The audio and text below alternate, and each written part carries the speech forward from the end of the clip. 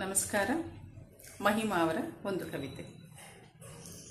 ಯಾವುದೇ ಜೀವಿಗಳಿಲ್ಲದ ಕಗ್ಗತ್ತಲ ಕಾಡಿನಲ್ಲಿ ಎಲ್ಲಿಯೋ ಒಂದು ಮರ ಉರುಳಿ ಬಿದ್ದ ಶಬ್ದ ಕೇಳುವ ಕಿವಿಗಳೇ ಇಲ್ಲದಾಗಲು ಅದು ಧ್ವನಿಸುತ್ತದೆಯೋ? ನಾನೀ ಪ್ರಶ್ನೆಯನ್ನು ಸದಾ ಕೇಳಿಕೊಳ್ಳುತ್ತೇನೆ. ನನ್ನ ಈ ಇರುವನ್ನು ಗ್ರಹಿಸುವ ಮತ್ತೊಂದು ಇಲ್ಲದಿದ್ದರೆ ನನ್ನ ಅಸ್ತಿತ್ವ ನಿಜವಾಗಿಯೂ ಇದೆಯೇ? ಬೆಳಕಿಲ್ಲದ ನಿರ್ವಾತ ಪ್ರದೇಶದಲ್ಲಿ ಧ್ವನಿ ಮತ್ತು ನೋಟ ಚಲಿಸುತ್ತದೆಯೇ? ನೋಡುವವರೇ ಇಲ್ಲದಾಗಲೂ ಬಾನಿನ ನಕ್ಷತ್ರಗಳ ಮಿನುಗು ಕಾಣುತ್ತದೆಯೋ?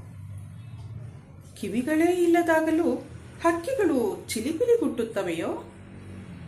ಈ ಸ್ಪರ್ಶದ ಅನುಭವವೇ ಇಲ್ಲದಿದ್ದಾಗ್ಯೂ ಗಾಳಿ, ನೀರು, ಆಕಾಶ, ಬೆಳಕಿನ ತಾಪಕ್ಕೆ ಅರ್ಥ ಹೊಂದಿದೆಯೋ? ನಾನೂ ಇದ್ದೇನೆ ಸಾಕ್ಷಿಯಾಗಿ. ಈ ಜಗದ ನಿತ್ಯ ನೂತನ ನಾಟಕದಲ್ಲಿ ಪಾತ್ರಧಾರಿಯಾಗಿ ಅಂತಲೇ. ಈ ಕೇಳಿಸಿಕೊಳ್ಳುವ, ನೋಡಿಕೊಳ್ಳುವ ದನಿ ಅಥವಾ ಸ್ಪರ್ಶದ ಮೂಲಕ ಮುಟ್ಟಿ ಖಚಿತಪಡಿಸಿಕೊಳ್ಳುವ ಎಲ್ಲ ಕ್ರಿಯೆಗಳು ಇದ್ದಾವಲ್ಲವೇ? ನಾನಷ್ಟೇ ಬೇಸರಿಸಿ ನೀವಾದ ಮೇಲೆ ನಾನಷ್ಟೇ ಆಗಿ ಉಳಿಯುವ ತುಡಿತ ಅಸಹಜ ಅನ್ನಿಸಬೇಕು ಏಕೆ? ನೋಡುವವರು, ಕೇಳುವವರು, ಮುಟ್ಟುವವರು, ಆವರಿಸಿಕೊಳ್ಳುವವರು ನೀವೆಲ್ಲ ಬೇರೆಯೋ? ಲಯವಾಗಿಯೂ